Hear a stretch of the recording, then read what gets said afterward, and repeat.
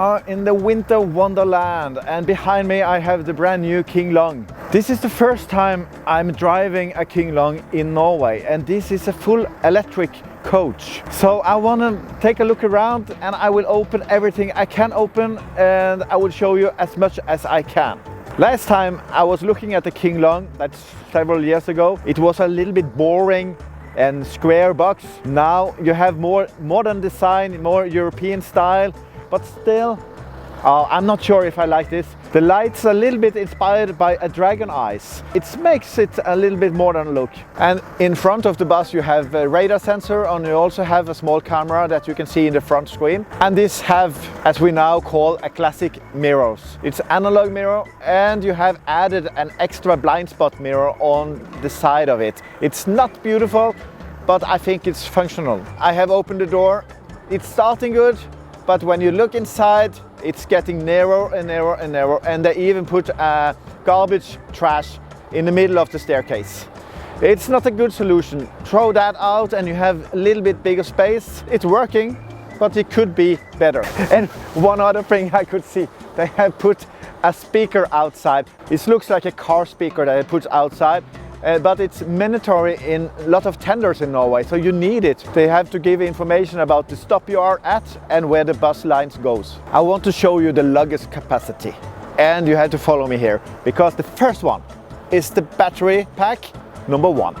The second one is the luggage that is going all the way to the other side, but it's quite small. It's like, you can have your suitcase, but not more. The third one, it's even smaller, and I don't know where I can put my luggage when I'm traveling away, because I normally have a suitcase that is bigger than the whole. So it's a little bit strange to not put them together. This is a class 2 bus, so it's not a coach as we have been mentioned and maybe a little bit earlier, but this is a class 2 bus that is normally driving between cities and just outside the city, into city, etc.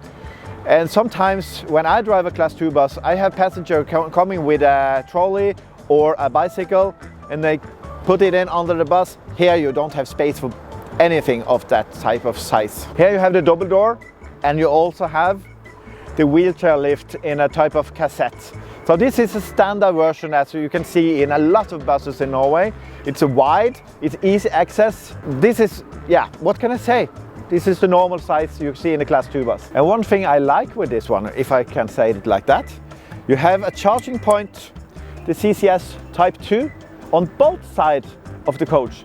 It's in the rear part, but you can charge it from both sides. That's good. I'm not sure if you can charge both sides at the same time, but it makes it more easy when you park the coach where you have a charging point on only one side. Normally I would say this is the heart of the bus. In this part, it's a part of the heart of the bus. You have all the control units for the battery management, and you also have some batteries below. The front and the rear part of the bus have a design that I said earlier looks more European.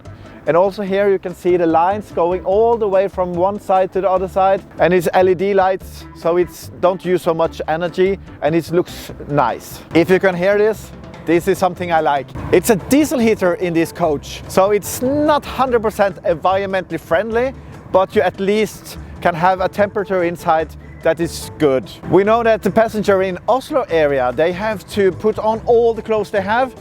The inside temperature in the city buses in Oslo have been as low as 13 degrees this winter. So in this one, we can still keep 20 to 22 degrees with no problem. And here you have rest of the heart. Batteries, battery, battery, and batteries. You can also see we have 2 flaps for the luggage compartment. Still, it's too little. I have been talking about the front and the rear. I want to talk about the side of the bus. And you can see it in the first beginning. It starts very good. You have the spoiler going on the roof that's hiding the climate systems. And then in the middle of the bus, it stops. And if you then look a little bit closer, you can see the rear part is a Futura Classic or a Bova or whatever you like. It's exactly the same line.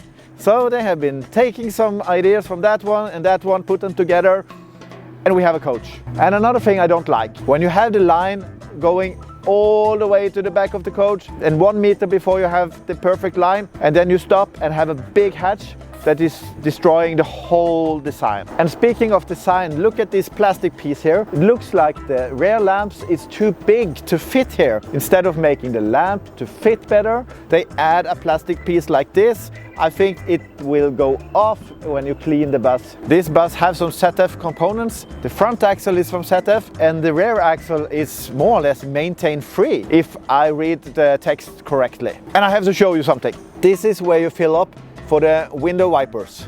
And if you try to get in here and to fill it up, you need special tool because there's no space to put the bag or the can to fill up the liquid. As you could see, there's a lot of batteries in this bus, but we still have some battery left.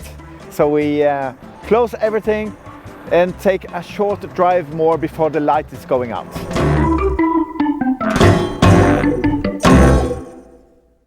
If you like what you see, click down here. The button is called subscribe. Then you will see all the future videos from us in Bussmagasinet. Until next time, drive safely and have a great day.